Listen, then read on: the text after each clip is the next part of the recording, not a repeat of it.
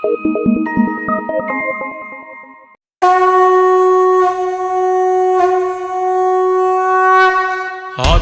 रङ्गमिति प्रोक्तं विमानं रङ्गसमज्ञितं श्रीमुष्णं वेङ्कटाद्रिं च सालग्रामं च नैमिषं तोयाद्रिं पुष्करं शैव नरनारायणाश्रमम् अष्टौ मे मूर्तयः सन्ति स्वयं भक्ता महीदले।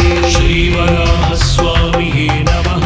श्रीशुतः श्रीरुद्रमुख निर्णीत मुरारी गुणसद्गदा सन्दुष्टा पार्वती प्राह शङ्करं लोकशङ्करं शङ्करं लोकशङ्करं।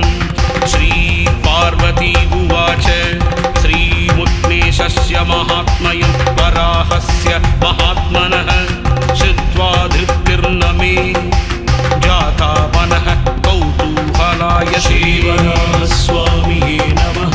श्रोतुं दत्तेव माहात्म्यं तस्मात् वर्णय मे पुनः। श्रीशङ्कर उवाच शृणुदेवि प्रवक्ष्यामि श्रीमुष्णेशस्य वैभवं यस्य श्रवणमात्रेण महापापैः प्रमुच्यते। श्रीवराहस्वामिये नमः। सर्वमेषामेव तीर्थानां तीर्थराजो विधीयते। श्रीवराहस्वामिये नमः। नित्यपुष्करिणी नाम्नी श्रीमुष्णे या च वर्तते जाता श्रमावः पुण्य वराह श्रमवारिणा। श्रीवराहस्वामिये नमः। विष्णोरङ्गुष्ठसंस्पर्शात् पुण्यता खलु जाह्नवी विष्णोः सर्वाङ्गसम्भूता नित्यपुष्करिणी शुभा। श्रीवराहस्वामिये नमः। महानदी सहस्रेण नित्यता सङ्गता शुभा शकृत् स्नात्वा विमुक्ताकः सत्योहादि हरेः पतम्। श्रीवराहस्वामिये नमः। तस्या आग्नेयपाके तु अश्वत्थशाययोदके स्नानं कृत्वा विप्पलस्य कृत्वा शापि प्रदक्षिणम्। श्रीवराहस्वामिये नमः। दृष्ट्वा श्वेतवराहं च मासमेकं नयेत्यदि कालमृत्युं विनिर्जित्य श्रिया परमया युतः। श्रीवराहस्वामिये नमः। आदिव्याधि विनिर्मुक्तो ग्रहपीठा विवर्जितः भुक्त्वा भोगाननेकां च मोक्षमन्दे व्रजे ध्रुवम्। श्रीवराहस्वामिये नमः। अश्वत्थमूलेर्घवारे नित्यपुष्करिणी तटे वराहकवचं जप्त्वा शतवारं जितेन्द्रियः। श्रीवराहस्वामिये नमः। क्षयावस्मारकुष्ठाद्यैः महारोगैः प्रमुच्यते वराहकवचं यस्तु प्रत्यहं पठते यति। श्रीवराहस्वामिये नमः। शत्रुपीठा विनिर्मुक्तो भूपतित्वमवाप्नुयात् लिखित्वा तारयेत्यस्तु बाहुमूले कलेतवा। श्रीवराहस्वामिये नमः। भूतप्रेतपिशाचाद्याः यक्षगन्धर्वराक्षसाः छत्रवोकारकर्माणो ये सान्ये विषचन्दवः नष्टदर्पा विनश्यन्ति विद्रवन्ति दिशो दशः। श्रीवराहस्वामिये नमः। श्रीपार्वती उवाच दद्ब्रीहि कवशं मह्यं येन गुप्तो जगत्त्रये। श्रीवराहस्वामिये नमः। सञ्चरेद्देववन्मर्त्यः सर्वशत्रुविभीषणः येनाप्नोति स साम्राज्यं तन्मे ब्रूहि सदाशिवः। श्रीवराहस्वामिये नमः। श्रीशङ्कर उवाच शृणु कल्याणि वक्ष्यामि वराहकवशं शुभं येन गुप्तो लभेन्मर्त्यो विजयं सर्वसम्पदम्। श्रीवराहस्वामिये नमः। अङ्गरक्षाकरं पुण्यं महापातकनाशनं सर्वरोगप्रशमनं सर्वदुर्ग्रहनाशनं श्रीवराहस्वामिये नमः भिक्षाभिचारकृत्यादि शत्रुपीठानिवारणं नोक्तं कस्यापि पूर्वं हि गोप्यात् गोप्यतरं यतः श्रीवराहस्वामिये नमः वराहेण पुरा प्रोक्तं मह्यं च परमेष्टिने युद्धेषु जयतं देवि शत्रुपीठानिवारणं श्रीवराहस्वामिये नमः वराहकवचाद्युक्तो नाशुभं लभते नरः वराहकवचस्यास्य ऋषिर्ब्रह्मा प्रकीर्तितः श्रीवराहस्वामिये नमः छन्दोनुष्टुप् तदा देवो वराहो भूपरिग्रह प्रक्षाल्य पादपाणि च सम्यकाचं यवारिणा श्रीवराहस्वामिये नमः कृतस्वाङ्गकरन्यासः सपवित्र उदङ्मुखः ॐ भूर्भुवः सुवरिति नमो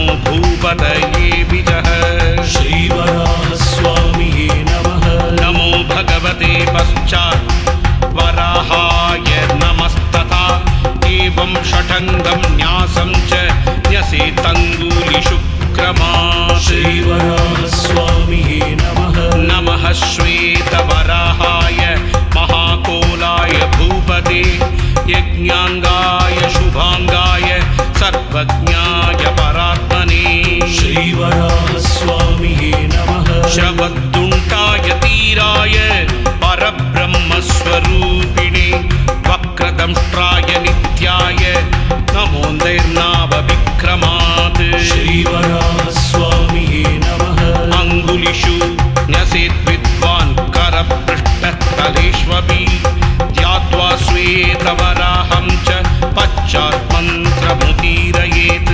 श्रीवराहस्वामिये नमः ॐ श्वेतं वराहवपुषं क्षितिमुत्तरन्तं शृङ्गारि सर्ववरदाभययुक्तबाहुं ध्याये निजैश्च तनुभिः सकलैरुवेदं पूर्णं विभुं सकलवाञ्छितसिद्धयेजम् श्रीवराहस्वामिये नमः वराहः पूर्वतः पादु दक्षिणे दण्डकान्तकः हिरण्याक्ष हरः पादु पश्चिमे गदयायुतः श्रीवराहस्वामिये नमः उत्तरे भूमिहृत्पादु अतस्तात् वायुवाहनः ऊर्ध्वं पादु ऋषिकेशो दिग्विदिक्षु गदाधरः श्रीवराहस्वामिये नमः प्रातः पादु प्राजानाथ कल्पकृत् सङ्गमेवतु मध्याह्ने वज्रकेशस्तु सायाह्ने सर्वपूजितः श्रीवराहस्वामिये नमः प्रदोषे पादु पद्माक्षो रात्रौ राजीवलोचनः निचीन्द्र गर्वः पादु पादूषः परमेश्वरः श्रीवराहस्वामिये नमः अडव्यामग्रज पादु गमने गरुडासनः स्थले पादु महातेजाः जले पाद्वभवनीपतिः श्रीवराहस्वामिये नमः गृहे पादु गृहत्यक्ष पद्मनाभ पुरोवतु चिल्लिका वरदः पादु स्वग्रामे करुणाकरः श्रीवराहस्वामिये नमः रणग्रे दैत्यः पादु विषमे पादु चक्रभृत्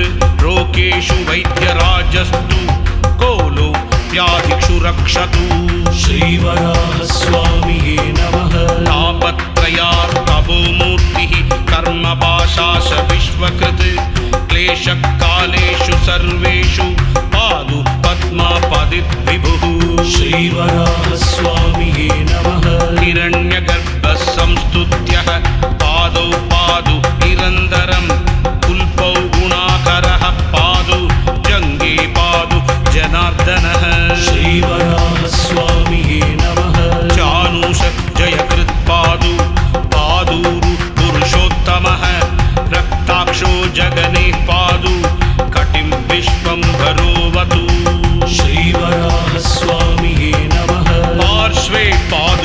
प्रत्यक्षः पादु कुक्षिं परात्परः नाभिं ब्रह्मपिता पादु हृदयं हृदयेश्वरः श्रीवराहस्वामिये नमः महादंष्ट्रहस्तनुः पादु कण्ठं पादु विमुक्तिदः प्रभञ्जनपतिर्बाहु करो काम पितावतु श्रीवराहस्वामिये नमः हस्तौ अंसपति पादु पादु सर्वाङ्गुलीर्हरिः सर्वाङ्कच्चिभुगं पादु पादोष्टौ कालनेमिः श्रीवराहस्वामिये नमः मुखं तु मधुहा पातु दन्तान् दामोदरावतु नासिकामव्ययः पातु नेत्रे सूर्येन्दुलोचनः श्रीवराहस्वामिये नमः पालं कर्मफलाध्यक्षः पादु कर्णौ महारथः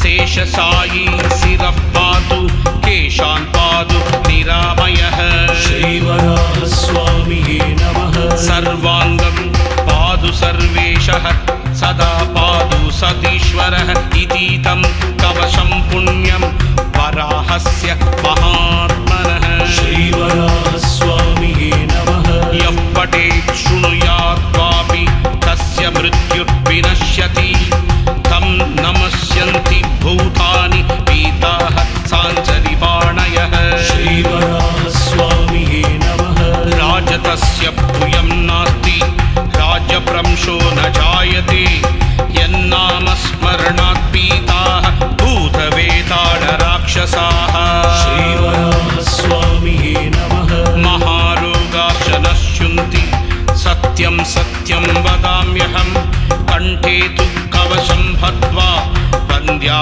पुत्रवती भवेत् श्रीवराहस्वामिये नमः शत्रुसैन्यक्षयप्राप्तिः दुःखप्रशमनं तदा उत्पादद्धुर्निमित्तादि सुसिदारिष्टनाशनम् श्रीवराहस्वामिये नमः ब्रह्मविद्याप्रबोधं च लभते नात्र संशयः धृत्वेदं कवचं पुण्यं मान्दादा परवीरः श्रीवराहस्वामिये नमः जित्वा तु साम्बरीं मायां दैत्येन्द्रानवदीक्षणात् कवचेनावृतो भूत्वा देवेन्द्रो अभिशुरारिः श्रीवराहस्वामिये नमः भूम्योपदिष्टकवच धारणान्नरगोऽपि च सर्वाभत्यो जयी भूत्वा महतीं कीर्तिमाप्तवान् श्रीवराहस्वामिये